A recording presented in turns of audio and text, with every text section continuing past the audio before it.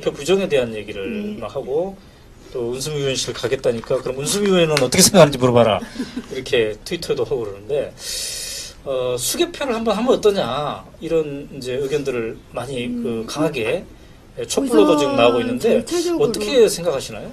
우선 그걸 좀 두 가지로 나눠봐야 될 것 같은데요. 수개표를 저희들이 요구를 하려면 부정선거임을 밝혀야 됩니다. 그러니까 그냥 수개표를 할 수 있는 게 아니라요. 이게 부정선거다라고 인정을 해야 돼요. 그러려면 이게 부정선거인가에 대해서 우선 문재인 후보께서는 승복을 하셨고 이게 그럴 만한 확실한 부정선거가 그날 자행됐는가를 여러 가지 검증 사례를 가지고 저는 아니지만 다른 쪽에서 쭉 검증을 했는데 이미 한겨레 기사나 이렇게 나듯이 그 증거가 충분하지가 않습니다.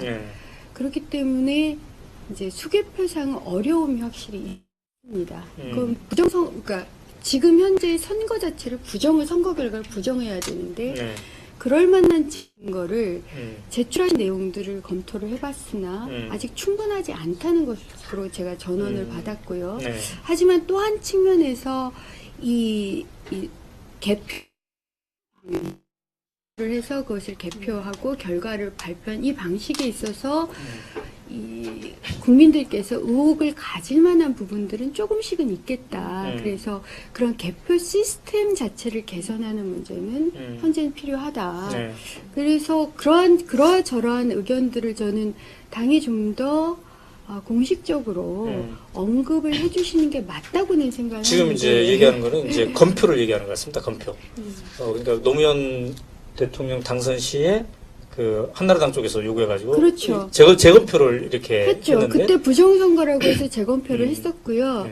그때 결과가 80여 표인가 외에는 확인을 못했고 그것 때문에 두 분인가 감옥 가셨죠 아마. 그러니까 그 정도로 이게 심각한 문제거든요. 그러다 보니까 공당으로서 거기다 문재인 후보가 그러니까 승복을 하시겠다고 한 상황에서 이걸 부정선거였다라고 얘기하면서 요청을 하기에는 아직은 증거 자료가 충분하지 않다라고 제가 들었습니다. 근데 이제 그런 증거 자료를 확보하기 위해서 당 차원에서 과연 총력을 기울였는지, 왜냐하면 개표 당일에도 대구 경북 지역에서는 이 뭐라고 그러나 검표위원이 부족하다 해가지고 막 당 차원에서 이렇게 트위터로도 긴급 모집 뭐 이렇게 하고 그러지 않았습니까? 네. 그러니까 그 이후에 어떤 그런 과정이 좀 충실했는지 이것도 이제 우리가 한번 살펴봐야 되겠네요. 의원들, 그러니까 행안위 청원소위에서 이제 이 문제를 그러니까 담당을 하기로 한 이후에 아마 소위장께서도 그렇고 당 차원에서도 그렇고 지역에 계셨던 지역위원장이나 의원들로 쭉 확인을 했습니다. 제가 알기로 이렇게 확인 과정들이 꽤 있었고요.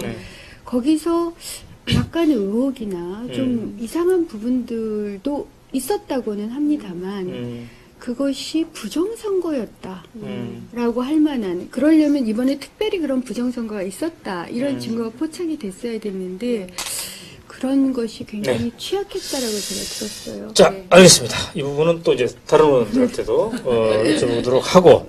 확실한 부정선거가 그날 자행됐는가를 여러 가지 검증 사례를 가지고 저는 아니지만 다른 쪽에서 쭉 검증을 했는데 이미 한겨레 기사나 이렇게 나듯이 그 증거가 충분하지가 않습니다.